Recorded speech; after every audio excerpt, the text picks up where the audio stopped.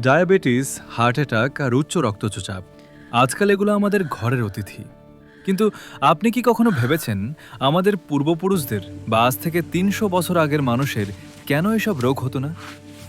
Gym বা দামি diet chart ছাড়াই তারা কিভাবে ১০০ বছর অনায়াসে পার করে দিত?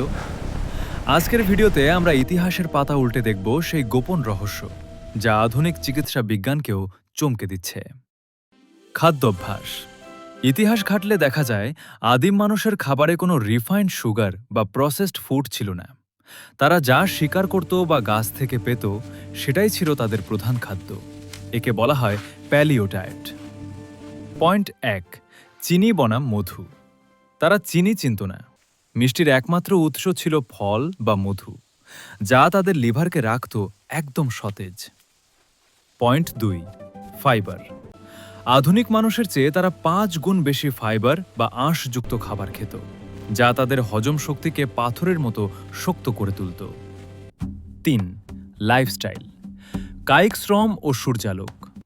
আমরা এখন এসি রুমে বসে কাজ করি, কিন্তু ইতিহাস বলে আমাদের শরীর ডিজাইন করা হয়েছিল হাঁটা চলা আর দৌড়ানোর জন্য।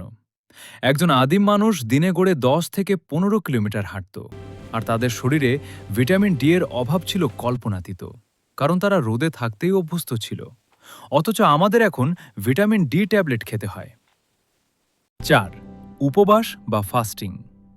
সবচেয়ে বড় সত্যটি কি জানেন? তারা প্রতিদিন ৩ বেলা পেট ভরে খেতে পেত না। দীর্ঘ সময় না খেয়ে থাকা বা ইন্টারমিটেন্ট ফাস্টিং ছিল তাদের জীবনের অংশ। আধুনিক বিজ্ঞান এখন বলছে এই পদ্ধতি আমাদের শরীরের পুরনো কোষগুলোকে পরিষ্কার করে ক্যান্সার বা বার্ধক্য রোধ করে। ৫, কনক্লুশন ও কল টু অ্যাকশন। আমরা হয়তো আবার জঙ্গলে ফিরে যেতে পারবো না, কিন্তু আমাদের খাদ্যাভ্যাস এবং জীবনযাত্রায় সামান্য পরিবর্তন এনে সেই প্রাচীন সুস্থতা ফিরিয়ে আনা সম্ভব। আপনি কি মনে করেন আধুনিক জীবন আমাদের বেশি অসুস্থ করে দিচ্ছে? আজ এই পর্যন্তই। দেখা হবে পরের ভিডিওতে। সবাই ভালো থাকুন, সুস্থ থাকুন। আল্লাহ হাফেজ।